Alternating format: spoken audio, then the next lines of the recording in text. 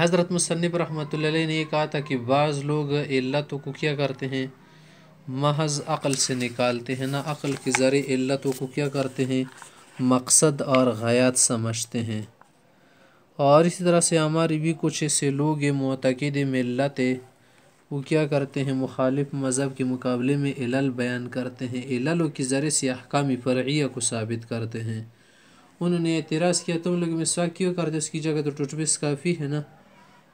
ان لوگوں نے جواب دے کہ مسواک میں وہ فائدے ہیں جو ٹوتھ پیسٹ میں نہیں ہے، تو اس جواب دینے کی ضرورت نہیں ہے، ہم مسواک کریں گے، پھر بھی کریں گے، 1000 بار کریں گے، اور کسی دلیل پیش کرنے کی ضرورت نہیں۔ ہاں اگر کسی کو تسلی کرنی ہونا یا تشفی وغیرہ تو اس کے لیے ہم دلیل بھی پیش کرتے ہیں، اچھی بات ہے، علم کے لیے، مزید علم کے لیے، لیکن کسی ضدی شخص کی سمجھ کے لیے۔ اور اسی طرح ایک شخص جو خود معاند اسلام ہے، اسلام کا دشمن ہے، اس کو ہم کیوں دلائل سے ثابت کریں کہ یہ مسواک ایک اچھی چیز ہے اور اس کو کرنا چاہیے، وہ تو مان ہی نہیں رہا نا، تو اس کے لیے ہم کیوں ادھر ادھر کا زور لگا کر اس کو کیا کرے، یہ باور کرائے کہ مسواک اچھی چیز ہے اور حق بات ہے۔ وہ تو ویسے پورے اسلام کو نہیں مان رہا نا، کس چیز کو ہم منوائیں گے، رہنے دو، اس کی جگہ کیا کریں گے، کسی اچھے شخص کو کچھ اور سکھائیں گے، اس کا فائدہ ہو جائے گا۔ پیغمبر علیہ الصلوۃ والسلام کے پاس ایک صحابی آیا تھا نا، عبداللہ بن ام مکتوم، کچھ پوچھ رہا تھا کہ علمنی مما علمک اللہ یا رسول اللہ، یا رسول اللہ نے جو کچھ آپ کو سکھایا ہے وہ مجھے بھی ذرا سکھائے۔ ادھر ابو جہل وغیرہ بڑے بڑے نمرود زمانہ بیٹھے تھے نا، انہوں نے پیغمبر صلی اللہ علیہ وسلم نے توجہ ان کی طرف دی کہ ممکن ہے اگر یہ لوگ اسلام لائے تو ان کی وجہ سے بڑے بڑے قبائل اسلام لائیں گے نا، لیکن اللہ نے فرمایا ان کو چھوڑ دے، ان کو سمجھانے کے لیے بہت وقت درکار ہے، اور یہ جو ہے تیار آیا ہے، جو تیار ہے ان کو کیا کرو پہلے سمجھو، جو تیار نہیں ان کو تو تیار کرنے میں وقت لگتا ہے، ظلم میں ٹائم خرچ ہو جائے گا، اسی لیے فرمایا کہ ان کو پہلے کیا کرے، آپ سکھائے۔ یہ بات والے لوگ جو ان کے پاس تو ٹائم ہے نہیں پہلے سمجھنے کے لیے، تو اس لیے کہہ رہے سو اس میں بہت بڑی خرابی یہ ہے کہ علل محض تخمینے ہوتے ہیں، یہ جو ہم علت پیش کریں گے نا یہ بھی تخمینے ہے، کوئی یقینی بات تو نہیں۔ اگر ان میں کوئی خدشہ نکل آئے، اگر تمہاری علت میں کوئی خدشہ نکل آئے خرابی، پھر کیا کرو گے آگے، تو اصل حکم مختل ٹھہرتا ہے، پھر تو مسواک والا حکم مختل ہو جائے گا، بگڑ جائے گا، پھر تو کہے گا یار تم نے جو علت پیش کی تو ذہنی تھی، ذہن سے تم نے بنائی تھی، ہم اور بنائیں گے۔ تو اس میں یا اس میں ہمیشہ کے لیے مخالفین کو ابطال احکام کی گنجائش دینا ہے، گویا تم مخالفین کو یہ راستہ دکھانا چاہتے ہو کہ احکام کو اس طرح سے باطل کیا جاتا ہے۔ جیسے ایک آدمی رات کو آتا ہے نا، اپنے دروازے پر کچھ طریقہ اپناتا ہے نا، اس طرف سے پلانگ کے آتا ہے، تو ڈاکو کو خود ہی پتہ چل جائے گا ایک دن کہ رات کو گھر کو اس ٹائم آتا ہے نا، دیوار سے اس طرح پلانگتا ہے، دیوار کو اس طرح پلانگتا ہے نا، ہم بھی ایسا کریں گے، مفت میں اس کا گھر شوٹ کریں گے، تو یہ بھی اسلامی دیوار کو کیا کریں گے، بیخونی کریں گے، اسی کو پلانگیں گے آگے۔ اور موٹی بات تو یہ ہے کہ یہ قوانین ہیں، اور قانون اور ضابطے میں کوئی اسرار نہیں ڈھونڈا کرتا، اسرار مانا راز۔ ایک قانون ہے، اگر قانون میں تم راز ڈھونڈا کرو، حکومت نے قانون بنایا کہ فلاں کام یوں کیا جائے، تم حکومت والے کے پاس گئی، قانون تم نے بنا، اس میں راز تمہارا کیا ہے، اگر راز پوچھنا چاہو گے نا تو حضرت سے وہ تمہیں کبھی بھی راز نہیں بتائے گا، کیونکہ قانون کے لیے بھی قانون بنا ہے کہ اس میں راز نہ ڈھونڈو، اگر راز کا پتہ چل گیا تو پھر مقصد کیا رہے گا، کوئی نہ رہا۔ اور نہ اسرار مزعومہ پر قانون میں تبدل و تغیر یا ترک اختیار ہوتا ہے۔ اسرار مزعومہ یعنی وہ اسرار جس کا تم نے گمان کیا، صحیح، ان کی وجہ سے بھی تغیر نہیں آتا، البتہ خود بانی قانون کو یہ اختیارات حاصل ہوتے جو قانون کو بناتے ہیں، اور مجتہدین نے جو بعض احکام میں علل نکالے ہیں، ہمارے جو بڑے علماء ائمہ ہیں انہوں نے احکام میں جو علتیں نکالی ہیں اس سے دھوکہ نہ کھایا جائے، وہ صرف سمجھانے کے لیے ہیں۔ اول تو وہ امور مسکوت عنہا میں، یعنی جن امور سے سکوت آیا ہے، خاموشی، جن کے متعلق وضاحت نہیں ہے شارع کی طرف سے، تعدیہ یا حکم کی ضرورت، ایک حکم سے دوسری کی طرف حکم متعدی کرنا، تعدیہ مانا سرایت کرانا ایک حکم کا دوسرے حکم کی طرف،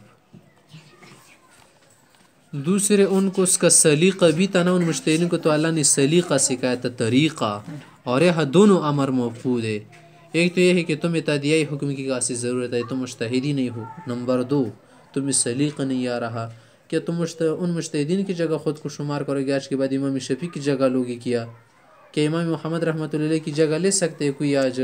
اگر وہ کہے کہ یار مجھے بھی تو حکم کی تادیے کی ضرورت، اس لیے میں آج کل کیا کروں گا، علت نکالوں گا، اور مجھے سلیقہ بھی آتا ہے، جو ایسا بات کرتا اس کو سلیقہ کہاں آتا ہے؟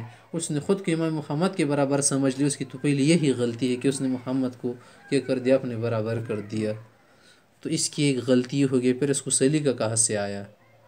امام محمد رحمۃ اللہ علیہ جس زمانے کا تھا آج کے زمانے کا ہے، تو یہ ان کی نسل کا کبھی بھی برابر نہیں ہو سکتا۔ وہ ایسے لوگ تھے نا کہ اللہ نے ان کو جو ملکہ دیا تھا، جو تقوی، جو صلاح، جو سمجھ، جو فہم، جو ادراک دیا تھا نا، وہ آج کے کسی بھی ماں کے اکلوتے بیٹے میں نہیں ہو سکتا۔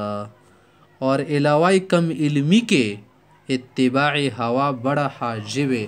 اگر کوئی اتباع ہوا کرے گا نا، خواہش کا متبع ہوگا، تو یہ تو سب سے بڑا حاجب ہے، سب سے بڑی رکاوٹ ہے۔ یہی تو رکاوٹ ہے کہ خواہشات آپ کو کیا کر رہی، نہیں چھوڑ رہی۔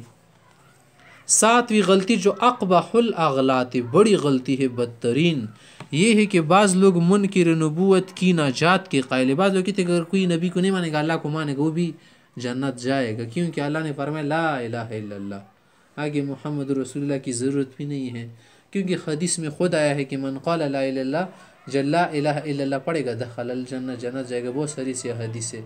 تو کیا تم اس سے یہی لوگ کہ بس صرف لا الہ الا اللہ پڑھے گا؟ ویسے تو ہم لوگ کہتے ہیں یار آج کی نماز میں قول اللہ احد پڑھو، تو اس کا صرف یہ مطلب ہے کہ قول اللہ احد جملہ پڑھو، مطلب یہ پوری صورت پڑھو۔ یار اگر تم نے کچھ کرنا ہے نا، تو راستے میں اگر گاڑی نہ مل رہا، پھر لیلاف قریش پڑھو 3 مرتبہ۔ لیلاف قریش کا یہ مطلب ہے صرف یہ 3 لفظ، نہیں آگے اور پڑھنا پوری صورت ہے۔ تو پیغمبر صلی اللہ علیہ وسلم نے فرمایا کہ جو شخص لا الہ الا اللہ پڑھے گا جنت جائے گا، مطلب ہے کہ پورا کلمہ پڑھے۔ آپ کے سامنے کون ہمیشہ ایسا پوری بات ذکر کرے گا؟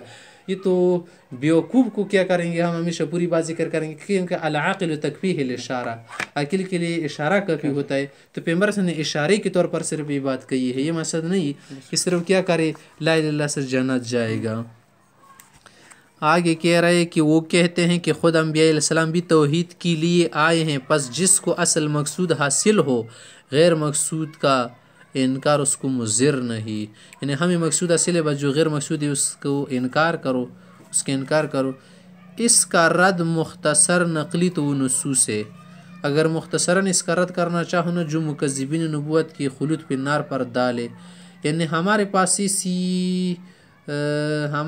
ایسی احادیث ہیں، دلیلیں ہیں جن سے ثابت ہوتا ہے کہ جو آدمی نبوت کو نہیں مانے گا خالد پہ نار ہوگا، ہمیشہ رہے گا۔